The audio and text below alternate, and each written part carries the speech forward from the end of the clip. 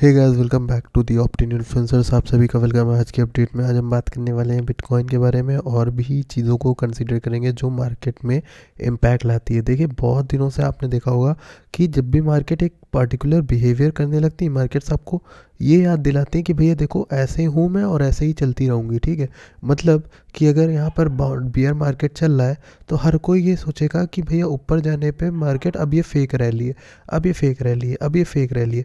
ऐसा करेगा 10-15 बार करेगा, ठीक है, आपको बेवकूफ़ बनाएगा।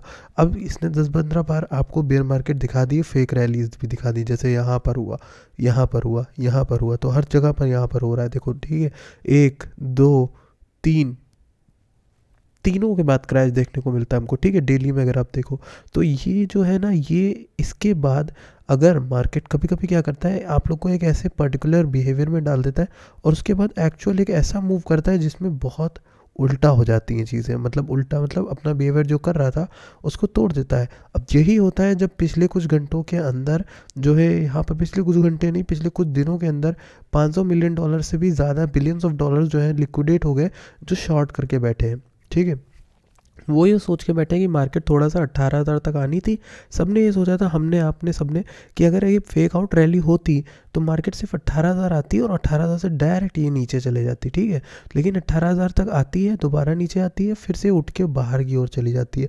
और इस बार इतना बाहर चली जाती है जितना एक्सपेक्टेड नहीं था, क्योंकि अगर ये फेक आउट रैली होती ना तो ये अपने लोअर लोज बनाती, यानी लोअर हाइज बनाती, सॉरी। तो लोअर हाइज बनाने के लिए क्या चाहिए, क्या चाहिए, यहाँ पर देखो, अगर ये यहाँ इस तरह का बना है, ठीक, फिर नीचे गया, फिर नीचे गया, फिर ये ऊपर गया, फिर नीचे गिरा, फिर ये ऊपर गया, फिर नीचे गया। तो इस बार अगर इसको आना था तो यहीं तक आता, या फिर ठीक है यहाँ थोड़ा सा ऊपर आता और लोगों को गैदर करके नीचे गिर जाता। लेकिन नहीं, इस बार अनयूजुअल क्या हुआ है कि इस बार हाई जो है वो थोड़ा हाई बना है। यानी जो पूरा FTX का बेल आउट था, FTX का जो प्रॉब्लम हुआ था यहाँ पर, ये पूरा खा गया प्राइस। ठीक है, एग्जैक्टली वहीं पर आ गया जो FTX से पहले वाले लेवल्स थे हमारे। ठीक है, तो मतलब FTX का तो जो प्राइस इन हुआ था वो तो गई, वो न्यूज़ गई। अब वो न्यूज़ गई, अब यहाँ पर दूसरी चीज़ें हुई थी हमारे यहाँ पर, 3AC कैपिटल वाला, और भी चीज़ें हुई थी जिन्होंने मार्केट में प्राइस को नीचे लाया था। क्या है, उनको भी हम रिकवर कर पाएंगे?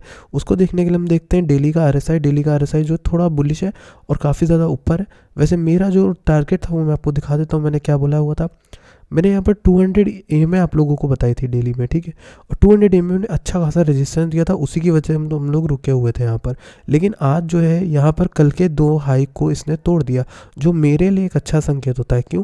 जनरली ये जो कैंडल्स वीक ऊपर बना रहा है वो तो खतरनाक है ही, लेकिन मेरे लिए इंपॉर्टेंट ये था, ये जो हैंगिंग मैन बनाया इसके बाद तुरंत मार्केट गिर सकती थी, लेकिन ये गिरी नहीं। इसने एक ग्रीन कैंडल बनाई जो ऊपर की ओर क्लोजिंग ले जाके देती है। और उसके बाद आज जो है हाई बनाया हमने 21.6 का, और जैसा कि आपको मालूम है 21.6 मेरे में already resistance as a mark था।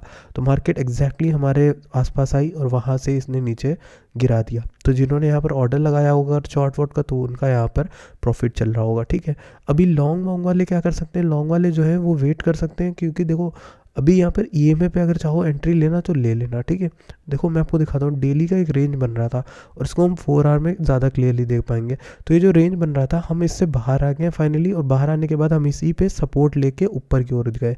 तो ये एक अच्छी चीज़ है, ये एक नॉर्मल मार्केट बिहेवियर है जो अनएक्सपेक्टेडली नहीं है, ये नॉर्मल बिहेवियर है। पर मार्केट ने आपको इस तरह से ट्रेन कर दिया है कि भैया हर चीज़ अब बेयर मार्केट के लिए फेक आउट होगी, हर चीज़ फेक आउट होगी। तो इसलिए आपको लगता है कि मार्केट टैंक हो जाएगी।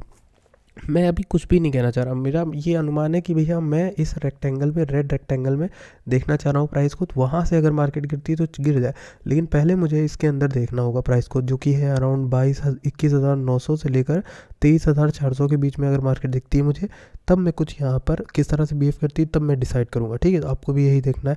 अगर हम एक और इंपॉर्टेंट चीज़ के बारे में बात कर लें तो 4 आवर में हमें बहुत गंदा RSI का एक डाइवर्जेंस देखने को मिल रहा है, जो कि बेरिश है।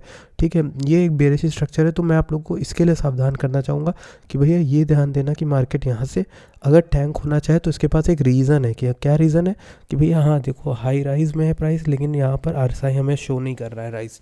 ठीक है, अब मैं भी RSI एडजस्ट कर रहा हूँ, लेकिन फिर भी RSI को यहाँ से थोड़ा बहुत ऊपर हो जाना चाहिए था। ये नीचे गिर रहा है, विच इज़ ट्रेंड को जो कमज़ोर हो रहा होता है ट्रेंड, तब ऐसा होना हमें देखने को मिलता है। ठीक है, तो ये एक इंपॉर्टेंट चीज़ आपको पता चल गई।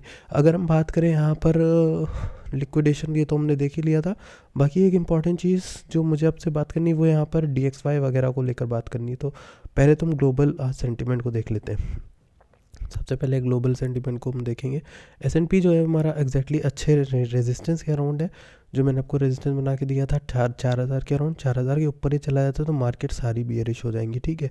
तो ये चीज़ आपको याद रखना है। दूसरी चीज़ अगर हम बात करें यहाँ पर क्या हो रहा है, लेट्स सी यहाँ पर DXY हमें देखना है। DXY क्या कर रहा है, ये अच्छा खासा हमारा रेंज से तो बाहर गिर गया, ठीक है। डेली में ये हमारे 103 वाले रेंज से गिर गया और मैंने आपको जो बताया था वहाँ से काफ़ी अच्छी नीचे की ओर रैली करता हुआ दिख रहा है हमें। अभी DXY ऊपर उठ रहा है, इसकी वजह से थोड़ा सा बिटकॉइन कमज़ोर पड़ रहा है, लेकिन अगर DXY फिर से नीचे गिरता है तो हमारा जो बिटकॉइन है बहुत अच्छी रैली करने लग जाएगा। और अब हम कुछ ऑल्ट कॉइन को देख लेते हैं। ऑल्ट कॉइन में क्या हुआ है कि हमारा जो यहाँ पर 12.9 वाला मैंने आपको एरिया बताया था, बहुत गौर से बताया था, जिन्हें शॉर्ट लेना था उन्होंने लिया होगा, अच्छा बनाया भी होगा। वहाँ से एटम जो है 3 दिन से गिरता ही नज़र आ रहा है, यहाँ से उठ नहीं रहा है, ठीक है। तो हो सकता है ये सेल्फ करेक्शन कर रहा हो क्योंकि RSI थोड़ा सा नीचे की ओर आ रहा है, ठीक है। ये एक करेक्शन हो सकता है नॉर्मल। AVAX की बात करें, AVAX ने अपना यहाँ पर अच्छा खासा टारगेट हिट किया, 16 के ऊपर ही चल रहा है। CRT की बात करें तो यहाँ पर 78 के अराउंड चल रहा है, अभी इससे मुझे और उम्मीदें 83 तक मिनिमम। और अगर हम बात करें यहाँ पर मैटिक की, तो मैटिक $1 के ऊपर सस्टेन करने की कोशिश कर रहा है, which is a good sign, ठीक है, which is a good sign. मेरा जो इंपॉर्टेंट टारगेट होगा मैटिक को लेकर 1.11 होगा, 1.18 होगा, ये टारगेट आपको याद होने चाहिए। रून की बात कर लेते हैं। रून क्या कर रहा है, हल्का सा थोड़ा सा बहुत यहाँ पर करेक्शन कर रहा है, करेक्शन, या फिर जो भी लोग हैं प्रॉफिट बुकिंग करना चाह रहे हैं वो लोग प्रॉफिट बुक करेंगे, लेकिन मेरे ख्याल से कई लोग यहाँ पर इसको होल्ड करना ज़्यादा प्रेफर करेंगे। तो इसका टारगेट अगर जो नेक्स्ट है वो 2.097 होगा मेरा, ठीक है। तो इसकी हमने बात कर ली। यहाँ पर एक और कॉइन को देख लेते हैं जल्दी से, जिसका नाम है TRX।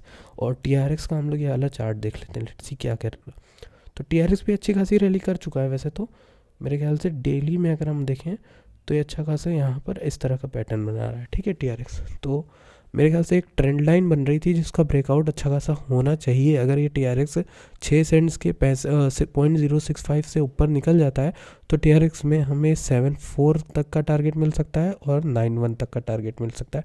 तो ये टारगेट्स आप रख सकते हो। तो that is all for today's video. Thank you so much for joining this video. I will see you guys in the next video. Till then bye bye, take care.